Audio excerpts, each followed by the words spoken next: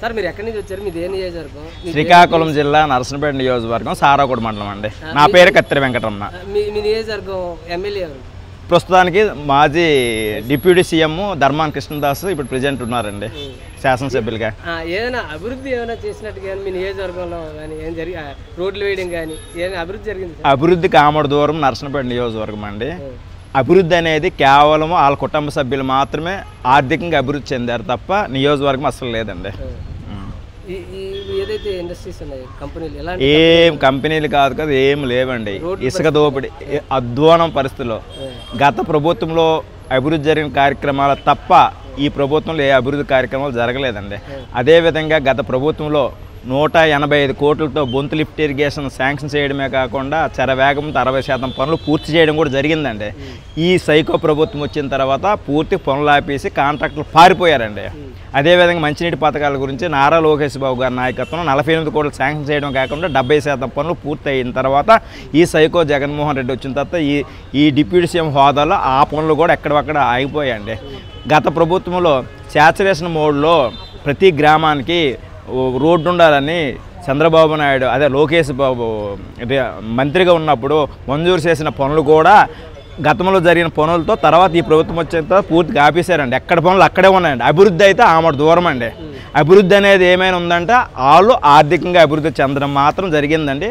దాని మీద ఇప్పుడున్న మాజీ శాసనసభ్యులు శ్రీ బొగ్గ రమణమూర్తి గారు ప్రతిరోజు ప్రజలకు అందుబాటులో ఉండి అధికార పక్షంలో ఉన్న అవినీతి అక్రమాలతో పాటు ప్రతిరోజు ప్రజల మధ్య మాత్రం తెలుగుదేశం ప్రభుత్వం ఉందండి. ఈరోజు కేవలం ఎప్పుడు ఎలక్షన్స్ వచ్చినా ఇంటికి పంపించడానికి కృష్ణదాస్తో పాటు ప్రభుత్వాన్ని కూడా పంపించడానికి సిద్ధంగా ప్రజలు ఉన్నారండి. అక్కడ కృష్ణదాస్ ఒక సీనియర్ లీడర్, ఒక ఎమ్మెల్యే చేసిన, గతంలో కాంగ్రెస్ పార్టీలో పనిచేసిన వ్యక్తి, అనుభవం ఉన్న వ్యక్తి, వాళ్ళ నియోజకవర్గంలో అభివృద్ధి చేసుకోలేని పరిస్థితి కూడా ఏర్పడింది కదా. ఏం చెప్తారు సార్ ఇలా ఈ వైసీపీ ప్రభుత్వం పనితీరు? అభివృద్ధి అనేది సీనియర్ ఎమ్మెల్యే కాదండి, బటన్ నొక్కుడు తప్పించే అభివృద్ధి అనేది అంటే ఒక్క మాటలో చెప్పాలంటే మంత్రి నుంచి ఎమ్మెల్యే వరకు ప్రజాప్రతినిధి వరకు హ్యాండ్ బోర్ మంజూరు చేయాలని వాళ్ళ చేతిలో లేదండి. సో అభివృద్ధి అనేది ఆమడ దూరం అండి. అంటే అక్కడ నరసనపేట కాదు, శ్రీకాకుళం కాదు, అనకాపల్లి కాదు, అమెరికా అంటే ఏపీ మొత్తం ఒకలాగా ఉంది. కడపకే దిక్కు లేదండి. ఇంకా నరసనపేట ఏమని చెప్పండి. ఈరోజు కడప జిల్లా ఎడిషన్ చూస్తే బాత్రూముల్లో డోర్లు లేకుండా జిల్లా ఎడిషన్ నేను చూశానండి. బాత్రూము అంటే డోర్ దగ్గర ఒక ఆడదాయి ఉంటే లోపల ఒక ఆడదాయి వెళ్తుందో యూరిన్ పాస్ చేస్తుంటాడు. అలాంటి స్థితిలో కడప ఉందండి. నరసనపేట ఏమి ఎక్కువ కాదండి. అభివృద్ధి ఎక్కడ కడప కాదు కదా, శ్రీకాకుళం కాదు, ఎక్కడ కూడా అభివృద్ధి అనేది లేదండి. ఈ ఏదైతే సంక్షేమ పథకాలు ఉన్నాయో, సంక్షేమ పథకాలు ఇస్తున్నామని చెప్పి గొప్పగా చెప్తా ఉన్నారు. 1000 కోట్ల రూపాయలు ప్రజలకు పంచుతున్నాం అంటుంది. ఈ సంక్షేమ పథకాల వల్ల ఏమైనా ఉపయోగం ఉందా ప్రజలకు? సంక్షేమం అనేది తెలుగుదేశం అనేది సంక్షేమం అండి. సో సంక్షేమం గురించి కాదు, పేర్లు మార్చినట్టు రత్నాల పేర్లు మార్చి 136 గత ప్రభుత్వంలో ఆన్ గోయింగ్ స్కీమ్స్ ఎత్తేసి 9 పథకాలు పేర్లు మార్చారండి.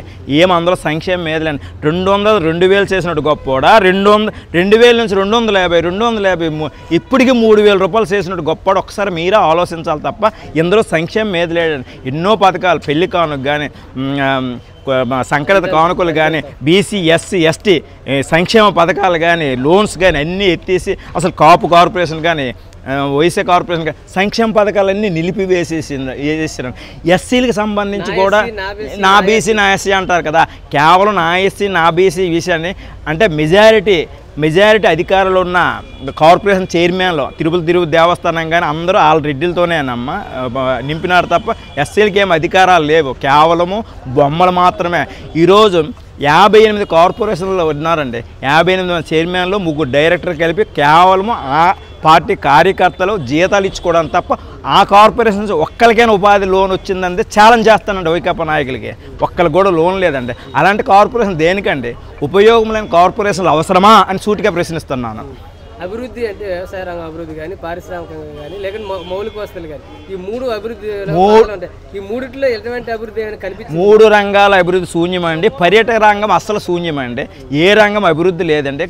అసలు పోలవరం అనేది పూర్తి చేస్తామన్నది ఈవేళ అతీగతి లేదండి. పోలవరం కానీ, ప్రాజెక్టులు కానీ, అసలు ప్రాజెక్టులు పాత ప్రాజెక్టులకి గ్రీజ్ పెట్టుకోవడానికి మెయింటెనెన్స్ చేయడం లేదు. దిక్కుమాలిన ప్రభుత్వం అండి ఇది. పాత ప్రాజెక్టులో రివిట్మెంట్ రాళ్ళు పేర్చలేని దిక్కుమాలిన ప్రభుత్వం అండి. ప్రాజెక్టులు అంటే సిల్ట్ తీయడానికి డబ్బులు లేని ప్రభుత్వం అండి. ఇంతకంటే అభివృద్ధి శూన్యం అండి ఈ ప్రభుత్వంలో. మీ నియోజకవర్గంలో ధర్మాన కృష్ణదాస్ మళ్ళీ పోటీ చేస్తే గెలిచే అవకాశాలు ఉన్నాయా? అసలు జిల్లాలో మొట్టమొదటి ఓడిపోయిన ఏకైక నియోజకవర్గము నరసనపేటనండి. నరసనపేట ఓడిపోతాడండి, తిరుగులేని ఓటమి చెందుతాడండి. అసలు మేము కాదండి, వైకాపా నాయకులు అసమర్థతో ఉన్నారండి. అసలు ఓటేయడానికి అసలు ఆయన కేడర్ వెళ్ళడానికి సిద్ధంగా లేదండి ఈరోజు. కావాలంటే కృష్ణదాస్ వెంట కేడర్ వెళ్ళడానికి కూడా సిద్ధంగా లేదు. ఎప్పుడు ఎలక్షన్స్ వచ్చినా బొగ్గరామన్ మూర్తి గారు భారీ మెజారిటీతో గెలవడం తథ్యమండి. కింజరాపు రామ్మోహన్ రెడ్డి ఎంపీ గారు గెలవడం కూడా తథ్యమండి. అసలు అదే కాదండి, 175 కాదండి, అసలు వైకాపా ఒకటి కూడా గెలిచే ఛాన్స్ కూడా లేదండి. అసలు పులివెందులు కూడా గతంలో కోడికత్తి డ్రామా, సింపతి, ఇవ బాబాయ్ హెచ్కేస్ ఇలాంటి సానుభూతితో కలిపి నేను ఒంటరిని ఈసారి అడిగే అస్త్రాలు లేవండి. జగన్మోహన్ రెడ్డికి ఎటువంటి అస్త్రాలు లేవండి. ఇప్పుడు కూడా అందరూ ఒకటి అవుతారని తప్ప అంతకుమించి అస్త్రాలు లేవండి. తల్లి చెల్లి సపోర్ట్ చేశారు, ఇప్పుడు వాళ్ళు కూడా లేని పరిస్థితి.